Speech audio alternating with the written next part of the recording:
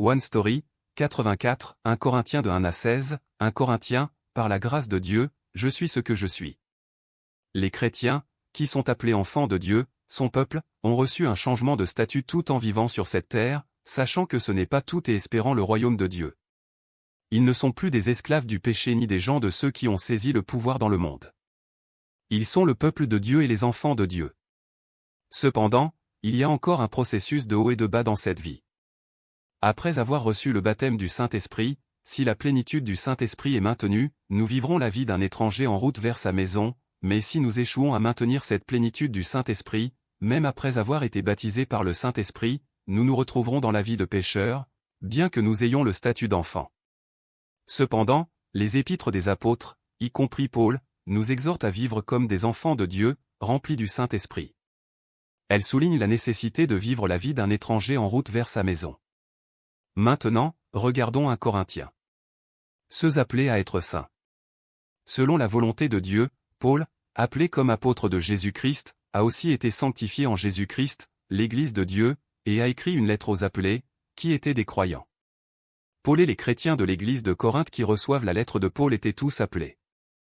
Le appel a toujours été le même, mais c'est une perspective très importante pour analyser les épîtres à l'avenir. Et nous aussi, nous ne sommes pas dans un statut spirituel après avoir levé volontairement la main. C'est la souveraineté de Dieu qui nous a appelés. Nous ne devons jamais oublier cela. Soyez d'accord les uns avec les autres, soyez parfaitement unis dans l'esprit et la pensée. L'église de Corinthe était une église avec de nombreux conflits. Ils étaient divisés et se disputaient, disant, « Moi, je me rattache à Paul. Et moi, à Apollo. Et moi, à Cépha. Et moi, à Christ. » Parmi les chrétiens de l'église de Corinthe, l'évangile avait été reçu par Paul, mais après lui, ils se sont divisés en groupes autour d'Apollo, qui parlait bien et était bien instruit dans les Écritures, et de Pierre, qui était reconnu comme un ambassadeur. En réponse, Paul réprimande fermement et clairement, en disant, « Christ est-il divisé? Paul a-t-il été crucifié pour vous ou est-ce au nom de Paul que vous avez été baptisés? Personne ne peut prendre la place de Jésus-Christ. » Cela est évident, mais il n'est pas facile de croire, d'aimer et de suivre le Dieu invisible, Jésus-Christ. C'est pourquoi Dieu a constamment rejeté l'idolâtrie. Les idoles ne sont pas seulement des formes visibles de pierre et d'arbres, mais un substitut pour Dieu et Jésus-Christ, et le plus grand représentant d'une idole visible est l'homme. Par conséquent, nous ne pouvons être unis qu'en Jésus-Christ. C'est seulement en Jésus-Christ que nous pouvons dire la même chose, avoir le même cœur et la même pensée. Il n'y a pas d'autre moyen. Le chemin de la croix est la puissance de Dieu et la sagesse de Dieu. Le chemin de la croix est une folie aux yeux du monde. Puisque la sagesse du monde ne peut pas connaître Dieu, les Juifs cherchaient des signes et les Grecs cherchaient la sagesse du monde. La sagesse de Dieu semble être de la folie. Cependant, le chemin de la croix est caché au monde et est la puissance de Dieu et la sagesse de Dieu pour nous qui sommes sauvés uniquement par appel. Dieu a détruit la sagesse du monde et aboli l'intelligence du monde. Dieu a choisi les choses folles du monde pour confondre les sages, a choisi les choses faibles du monde pour confondre les fortes, a choisi les choses humbles et méprisées de ce monde, les choses qui ne sont pas, pour anéantir les choses qui sont, afin que personne ne puisse se vanter devant Dieu. La vantardise ne sera que dans le Seigneur.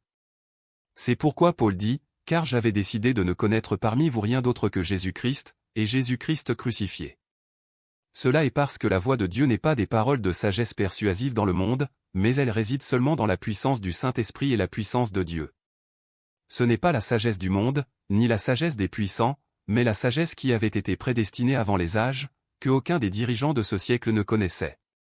C'est pourquoi ils n'ont eu d'autre choix que de crucifier Jésus-Christ. L'homme sans l'Esprit ne reçoit pas ce qui vient de l'Esprit de Dieu. Ceux qui sont dans le monde et qui sont appelés par Dieu, les chrétiens, acceptent Jésus-Christ, la sagesse de Dieu.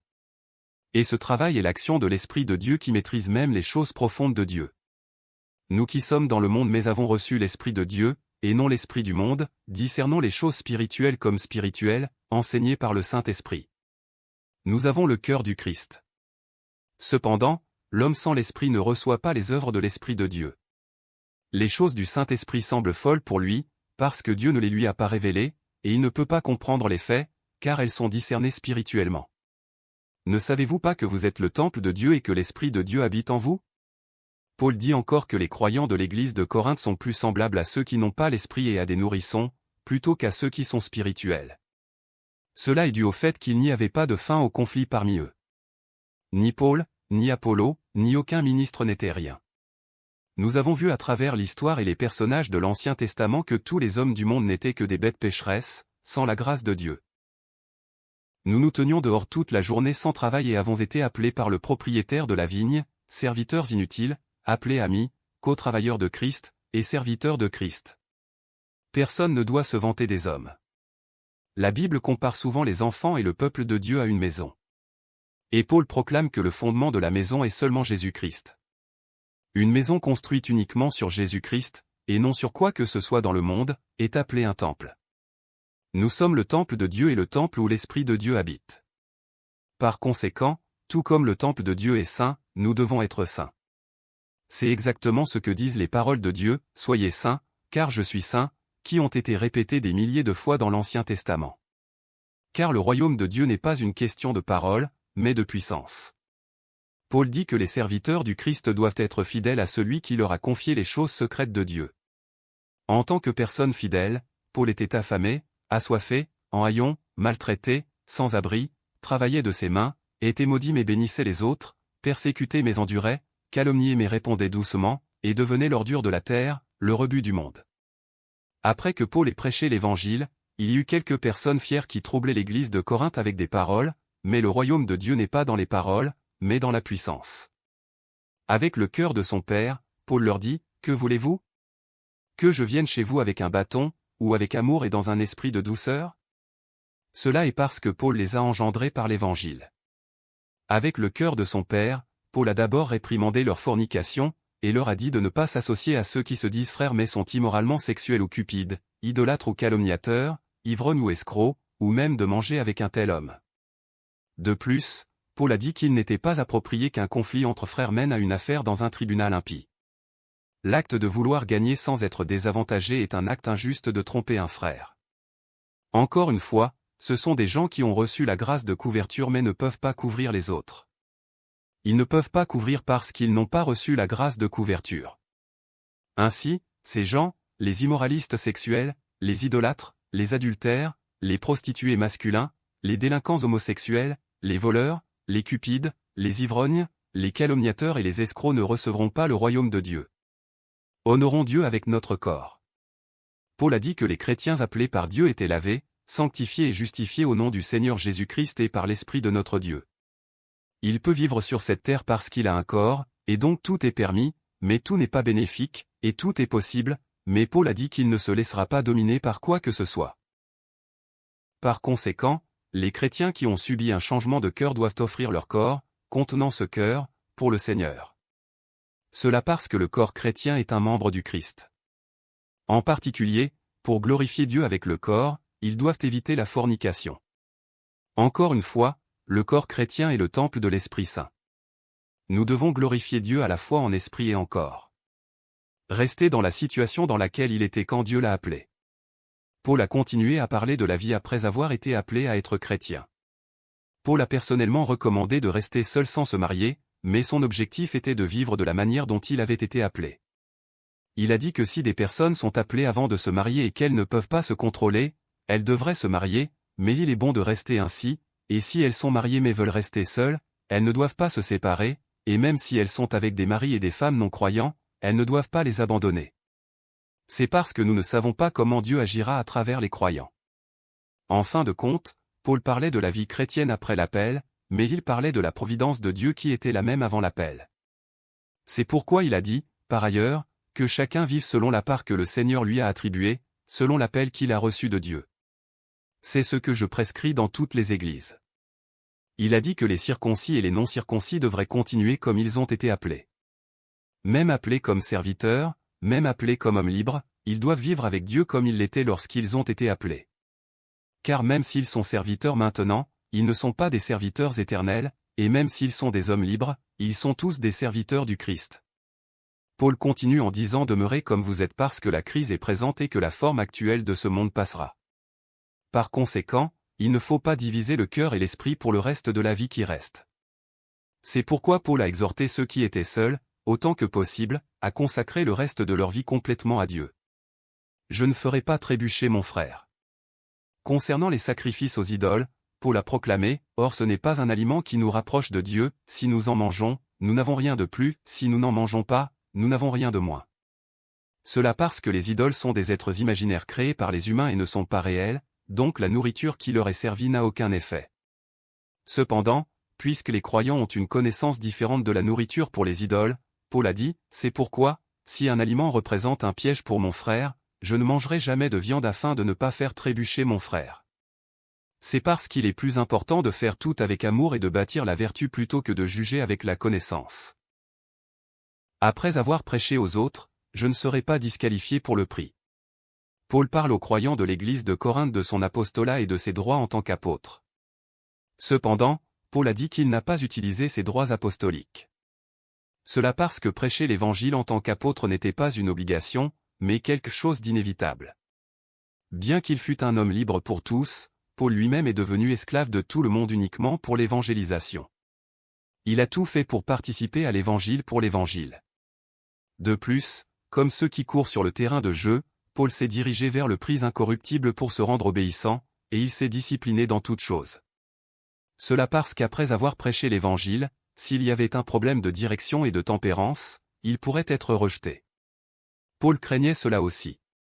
Ces choses sont arrivées comme exemple.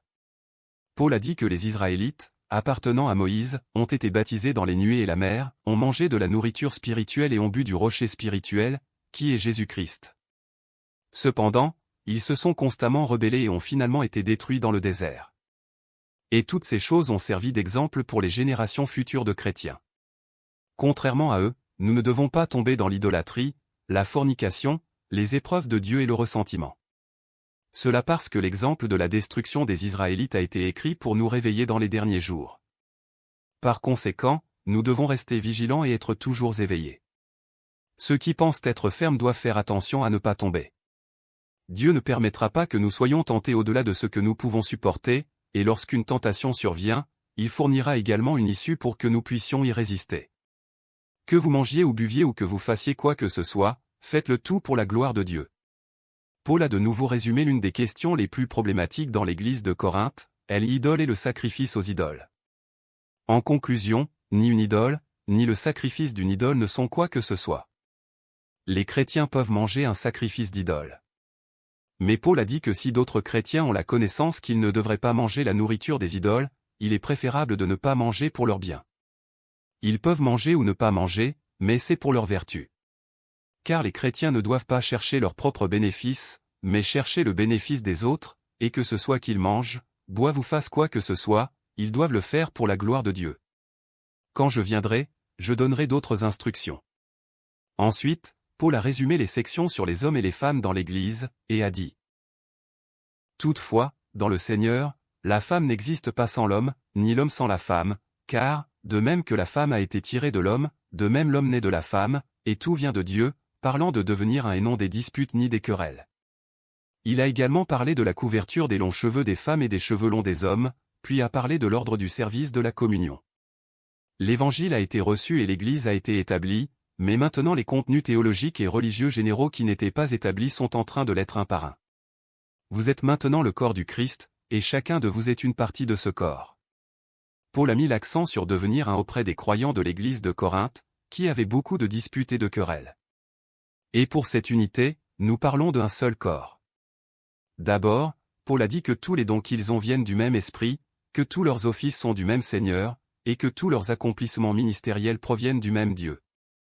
Chaque personne a un don différent, mais il a dit, mais toutes ces choses, c'est un seul et même esprit qui les accomplit, en les distribuant à chacun en particulier comme il le veut.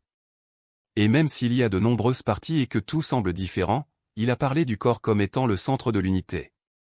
Les croyants, en tant que chaque partie du corps, ne doivent pas dire qu'ils n'ont pas besoin les uns des autres et doivent se préoccuper les uns des autres ensemble. Cela parce que les croyants qui sont devenus le corps sont toutes des parties du corps attachées au Christ. Tous ne peuvent pas être les mêmes. Mais lorsque nous sommes attachés au corps en Christ, nous devenons un à travers Jésus-Christ. L'amour est. Paul a dit que l'amour que les chrétiens, sauvés par la justice de Dieu, doivent manifester est si je parle les langues des hommes, et même celles des anges, mais que je n'ai pas l'amour, je suis un cuivre qui résonne ou une cymbale qui retentit. Si j'ai le don de prophétie, la compréhension de tous les mystères et toute la connaissance, si j'ai même toute la foi jusqu'à transporter des montagnes, mais que je n'ai pas l'amour, je ne suis rien. Et si je distribue tous mes biens aux pauvres, si même je livre mon corps aux flammes, mais que je n'ai pas l'amour, cela ne me sert à rien. L'amour est patient, il est plein de bonté, l'amour n'est pas envieux, l'amour ne se vante pas, il ne s'enfle pas d'orgueil, il ne fait rien de malhonnête, il ne cherche pas son intérêt, il ne s'irrite pas, il ne soupçonne pas le mal, il ne se réjouit pas de l'injustice, mais il se réjouit de la vérité, il pardonne tout, il croit tout, il espère tout, il supporte tout. L'amour ne meurt jamais. Les prophéties disparaîtront, les langues cesseront, la connaissance disparaîtra. En effet, nous connaissons partiellement et nous prophétisons partiellement, mais quand ce qui est parfait sera venu, ce qui est partiel disparaîtra.